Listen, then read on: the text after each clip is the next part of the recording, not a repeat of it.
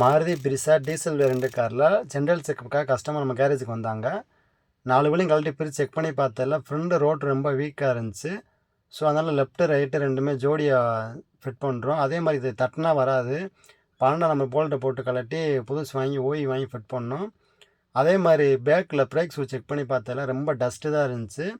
அது போக பிரேக் ட்ரம்மில் வந்து கோடோ எதுவுமே கிடையாது. நல்லா கேஸ்டல் பிரேக் கிளீனர் வச்சு நல்லா ரஸ்ட்டெல்லாம் எடுத்து லெஃப்ட்டு ரைட் ரெண்டுமே இடத்துல ரொம்ப டஸ்ட்டே இருந்துச்சு. இதனால் என்னென்ன ஆகுதுன்னு பார்த்தீங்கன்னா, ரன்னிங்கில் போகிறப்ப பிரேக் நாய்ஸ் அதிகமாக கேட்கும். அதனால் வாஷ் பண்ணிவிட்டு ட்ரம்மை மாட்டினதுக்கப்புறம் மீட்டரில் வந்து மீட்ரு நம்பரை வந்து எவ்வளோ ஓடிக்கணும்னு சரியாக தெரியலன்னு சொல்லி கஸ்டமர் கம்ப்ளைண்ட் சொன்னாங்க. இதுக்கு வந்து நம்ம மீட்ரு சேஞ்ச் பண்ணணும்னு அவசியம் கிடையாது. அந்த மீட்டரில் வர கண்ணாடிக்கு இது மட்டும் நம்ம ஓய் வாங்கி ஃபிட் பண்ணிக்கலாம். இது ஓயே கிட்டத்தட்ட பார்த்தீங்கன்னா வெறும் 500 சம்திங் தான் வந்துச்சு. ஸோ அந்த மீட்ரு கண்ணாடி மட்டும் வாங்கி புதுசு வாங்கி ஃபிட் பண்ணோம்.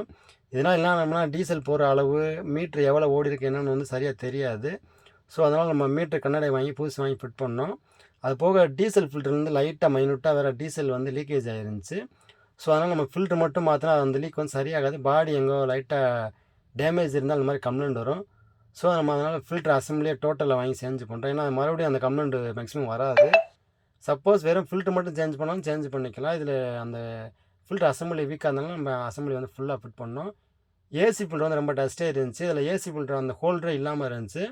ஸோ அதனால் ஏசி ஃபில்ட்ரு ஹோல்டரும் ஏசி ஃபில்ட்ரு வாங்கி ஃபிட் பண்ணிவிட்டு சென்ட்ரலில் மறுபடியும் மற்றபடி ஆயில் லெவல் எல்லாம் செக் பண்ணி பார்த்தா எல்லாம் நல்லா இருந்துச்சு. ஓட்டி பார்த்துட்டு கஸ்டமர்கிட்ட கொடுத்தேன். கஸ்டமர் சாட்டிஸ்ஃபைடாக இருந்தாங்க. இந்த வீடியோ பிடிச்சா நம்ம சேனல் லைக் பண்ணி ஃபாலோ பண்ணி வச்சுக்கோங்க. தேங்க்யூ.